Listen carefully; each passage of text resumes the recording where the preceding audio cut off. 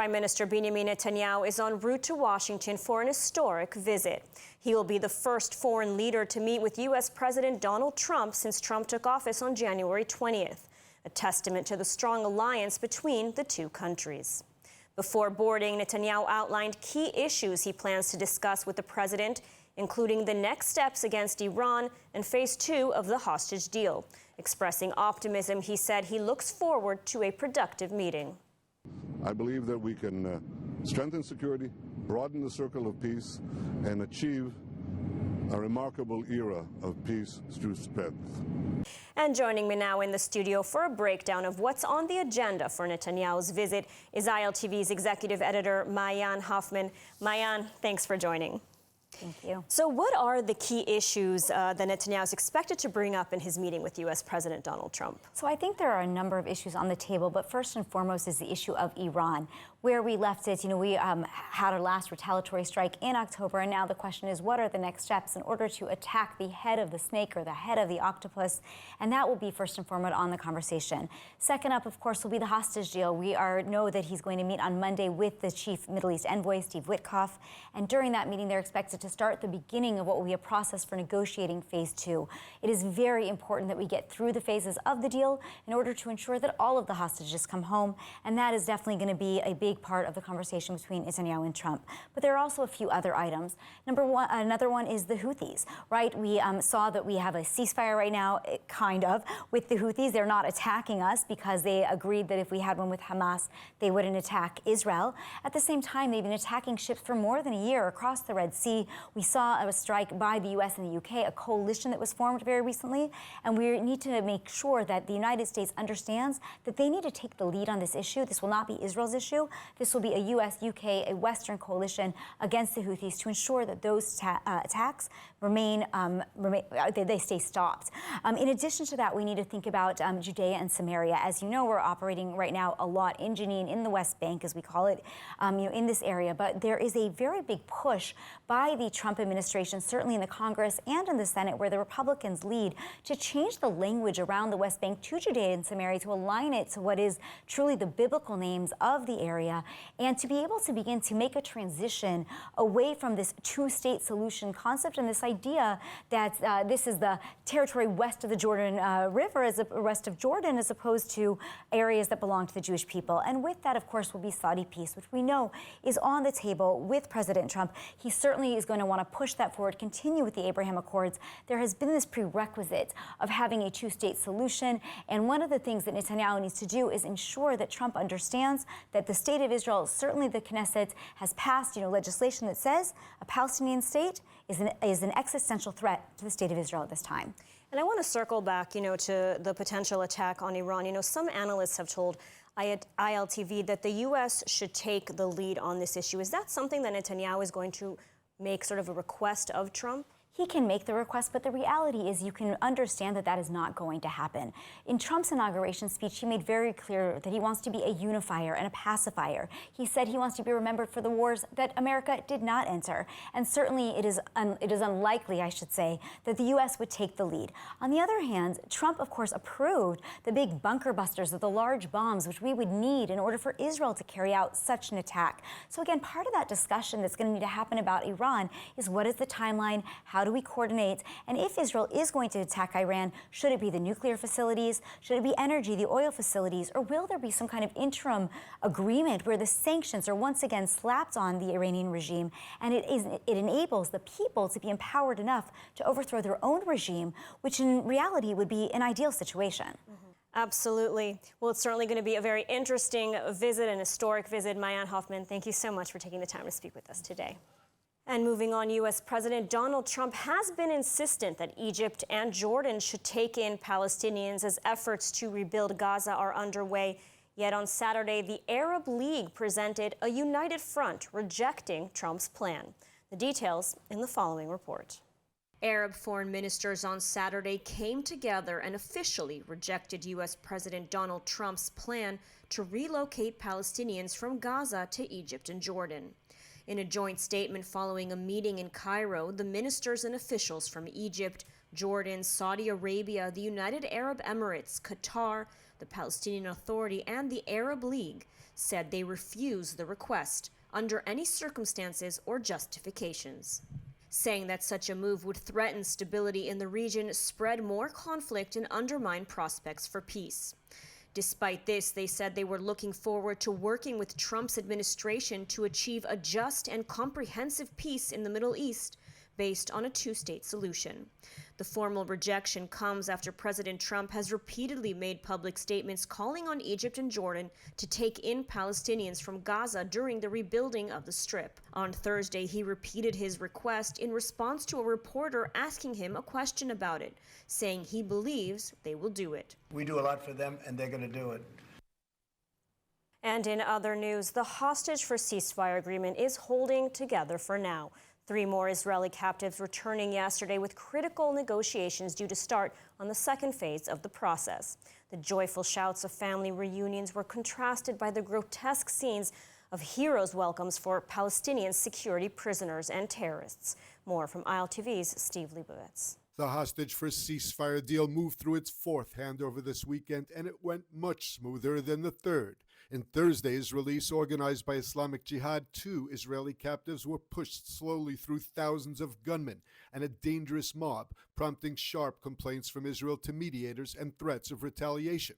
But yesterday, 3 Israeli hostages, Yarden Bibas, Ofer Kalderon, and Keith Siegel, were handed over by Hamas to the Red Cross in a relatively orderly manner for transfer to Israel. Israel then proceeded to fulfill its part of the deal, releasing another 183 Palestinian security prisoners.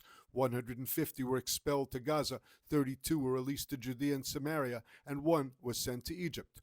7 serving life sentences were all sent to Gaza. They included Gazan gunmen captured by the IDF during ground operations in Gaza.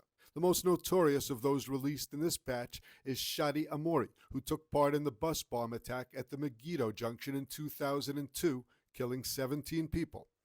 The IDF deployed in an effort to prevent riotous celebrations for the 32 prisoners released into Judea and Samaria. Also, as part of the ceasefire deal, the strategic Rafah crossing is now open with civilian traffic and nearly unlimited humanitarian aid entering daily. The IDF remains along the Philadelphia route, able to quickly close the strategic crossing if Hamas is in violation of the ongoing agreement. Key talks on Phase 2 to continue the ceasefire and release the remaining Israeli hostages are due to begin as early as tomorrow, day 16 of the agreement. Phase 2 would include the return of all remaining Israeli hostages, living and dead, and a potential formal end to the war. But those talks, and indeed the direction of the hostage for ceasefire deal, could well be dependent on the outcome of Tuesday's White House meeting between Prime Minister Netanyahu and President Trump. And as 3 more hostages came home yesterday, the nation was moved as we witnessed their reunions with their loved ones. ILTV's Ariella Lechiani is at Hostages Square. Ariella, what can you tell us? Yes, thank you, Ladar. So I am here now at Hostage Square in Tel Aviv, where just yesterday hundreds and hundreds of people gathered as we marked another extremely emotional and moving day as 3 hostages returned home after over a year in captivity. After a long 484 days, Keith Siegel, Yarden Bibas and Ofer Kalderon returned to Israel and reunited with their loved ones.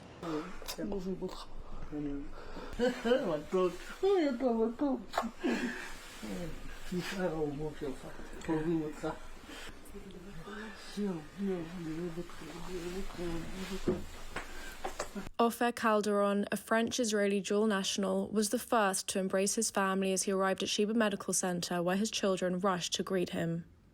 Kalderon, kidnapped on October 7th along with 2 of his children, was freed and met with his family, his laughter and jokes bringing light to what was otherwise a painful chapter. His children, Sahar and Erez, were released earlier, and his reunion brought joy and hope for those still waiting. 65-year-old Israeli-American citizen Keith Siegel's reunion with his daughters was filled with tears of joy and relief. His wife, Aviva, had been freed earlier in November 2023, but his return brought a sense of healing to their family. But for Yarden Bibas, the reunion was bittersweet. Although his emotional embrace with his father, Eli, and sister Ofri was touching, the weight of uncertainty was heavy. Yarden's wife, Shiri, and their 2 children, Ariel and Kfir, were taken alongside him, and though fears of their fate have grown, Yarden's return was a reminder of the deep scars left behind. His family has asked for privacy during this difficult time as they hold on to the hope that his strength can heal. Israeli hospitals are prepared to treat the released hostages with urgent medical and psychological care. They ensure privacy, provide trauma support, and create a calm environment for recovery and family reunions. 484 days after October the 7th, Ofer Kalderon, Keith Siegel, and Yarden Bibas have returned to Israel. At Sheba and Ichilov medical centers, the returnees are undergoing initial medical evaluation. They have been reunited with their families and friends. This is a moment of mixed emotions, joy for those who have returned and heartbreak for those still held hostage. Israel's healthcare system, alongside its people, continues to support the returnees and their families, and with each day, the hope remains that the remaining captives will soon join their loved ones in this long-awaited reunion. Now, while these reunions are a testament to the resilience of the Israeli people and stand as a beacon of hope, undertones of tragedy persist as 79 hostages remain in Gaza, and this is something we were harshly reminded of just yesterday as Yarden Bibas returned home to his wife and 2 children still in captivity. Thank you, Ariella. Bittersweet return. And after the releases, we're starting to learn more about what captivity was like for the men. ILTV's Shosh Bedrosian has the details. While 4 male hostages are officially home after Saturday's release came to fruition, the testimonies from these released hostages are just harrowing to hear. From prolonged periods of isolation to physical and psychological abuse, each hostage has their own story, experience, and trauma. Ofer Kalderon, Keith Siegel, and Yarden Bibas are the latest hostages to return home after more than 484 days of being locked away in gruesome Hamas captivity. All 3 men miraculously walked out of Gaza on their own 2 feet, but their time in captivity tells a different story. According to Israeli media reports, all 3 men said they were held in harsh conditions, frequently moved to different locations, and had little food. 65-year-old Keith Siegel is the first American Israeli hostage to be released in this deal. Kidnapped from Kfar Aza, reports say Siegel was held in Gaza City with other hostages. He was kept in tunnels from time to time, but spent most of his time in between homes, locked in rooms so he would not be seen. With barely any food, Siegel, who is a vegetarian, ate meat in order to survive. Hamas released a propaganda video of him back in April. The report said Bibas and Kalderon were held together at the beginning of their captivity and were beat up by terrorists and even put them in cages and abused them physically and mentally. The men say they were held underground and in buildings, moved around frequently, and held with other hostages. At the time of Kalderon's release, Hamas dressed him in military clothing and was treated like a reservist soldier in captivity. 36-year-old Bibas, taken from Nir Oz, walked out of Hamas captivity without his wife Shiri and 2 young children, Kafir and Ariel. The 3 of them remain in captivity and were supposed to be released on the first day of the deal, according to the framework. Bibas said he was constantly relocated in Khan Yunis and learned Arabic. Bibas endured horrific psychological abuse, according to the report, after his captors forced him to make a video claiming his wife and children were killed in an IDF airstrike in November of 2023. He said his captors would constantly talk about them. And we're learning more information about released hostage Gadi Moses, who was held alone for his entire 15 months in captivity. Every 5 days, he said he was given a bowl of water to shower using a cup. He also lost 15 kilograms. The 5 Thai nationals released said they were held in underground tunnels where they struggled to breathe and were not always given food.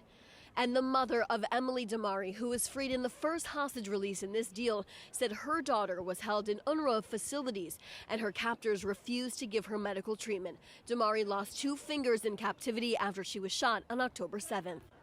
The Bibas family released their first statement saying a quarter of their family is now home, and Yarden came home to an unbearable reality. Of course, they're still calling for the release of Shiri and their 2 young children, Kafir and Ariel.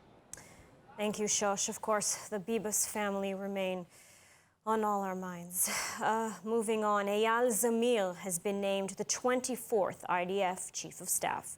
Major General Zamir will replace Herzi Halevi, who announced he was stepping down early as a part of his duty following the October 7th attack. Zamir will face massive challenges as Israel deals with a multi-front war. More from ILTV's Steve Leibovitz. The security of the people of Israel will be placed in the hands of Eyal Zamir. Major General Zamir will become the next IDF Chief of Staff on March 6th, replacing outgoing Chief Herzi Halevi. Zamir currently serves as Director General of the Ministry of Defense. He previously served as Deputy IDF Commander. Halevi announced that he was leaving his term early, citing the failures of October 7th. Halevi will be leaving after serving 2 years instead of the traditional 4. Zamir becomes the IDF's 24th Chief of Staff following his selection by Prime Minister Netanyahu and Defense Minister Katz. The 59-year-old Zamir was born in Eilat and attended military academy. Zamir began the military in the Tank Corps and went on to command the 36th Armored Division. Later, Zamir served as military secretary for Prime Minister Netanyahu. He then went on to become head of the Southern Command and then Deputy Chief of Staff. Zamir took a break from the IDF to become Director General of the Defense Ministry in 2023. The challenges will be many as Zamir takes the reins amid a multi-front war. The challenges in Gaza, the Northern Front, terrorism in Judea and Samaria are but some of the issues. Coordination with the U.S. for a potential strike on Iranian nuclear facilities could be another. And moving on, given the rise of anti-Semitism around the globe, Jewish education has become more important than ever, with the motto of "No Jewish child shall be left behind." The Yael Foundation has funded over 100 Jewish education projects in 2024 alone and is paving the way for a new generation of accessible, empowering education. The foundation will be hosting the largest international summit of Jewish education leaders from around the globe this week in Cyprus. Let's take a look. The Yael Foundation is a leading force in Jewish education, ensuring every Jewish child, no matter where they live, has access to exceptional education and enriching experiences. With a multi-million euro annual investment, it funds groundbreaking programs from innovative curricula to educator training and scholarships, impacting Jewish communities across the globe. More than just funding, the foundation is building a powerful network of Jewish educators and leaders, shaping the future of Jewish learning. This commitment comes to life at the Yael International Summit, the largest gathering of Jewish education leaders outside Israel and the United States. Over 200 educators from 37 countries will exchange ideas, forge partnerships, and drive innovation to shape a strong Jewish future, ensuring that no child is left behind. And joining us now with more is Chaya Yosovich, CEO of the Yael Foundation. Thank you so much for joining us today.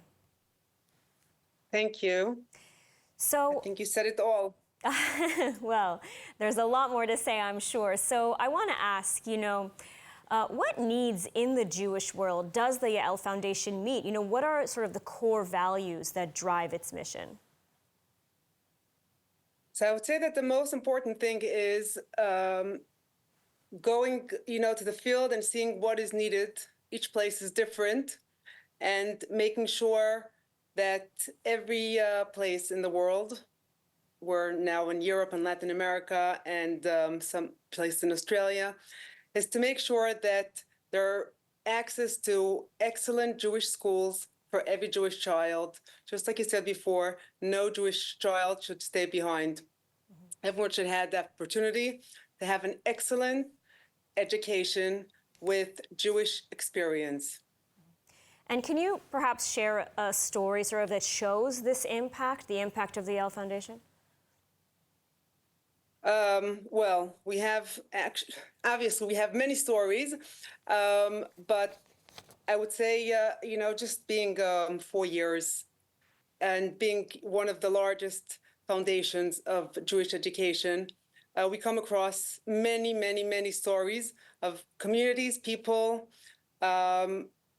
Israelis going to the diaspora, people from there coming to Israel, and so many connections that are happening through those communities, camps, schools that we support. I would say, maybe something very short. We have a school in Riga, which was not having a lot of challenges, and most of the kids were leaving to other schools. And the foundation decided a year ago to go into the school and invest in everything around it to make sure that the school is going to be on a very high standard. And 12 kids that the parents already signed up to a different school decided to leave them there because they saw the huge difference it's going to be. And it was something that was like, from 1 minute to the next, we saw this transforming happening over there, which was really incredible. Absolutely. That's like one little story, you know, of so many different things that we hear. I'm sure there are many more stories. And so, you know, as the CEO, how do you measure the actual success of the El Foundation's programs? I mean, what kind of steps are taken to ensure, you know, these continuous improvements, like in the school in Riga, for example? So it's something that's in a way hard to measure. I mean, we know that the numbers are growing and growing. We just reached to 100 programs that we're supporting.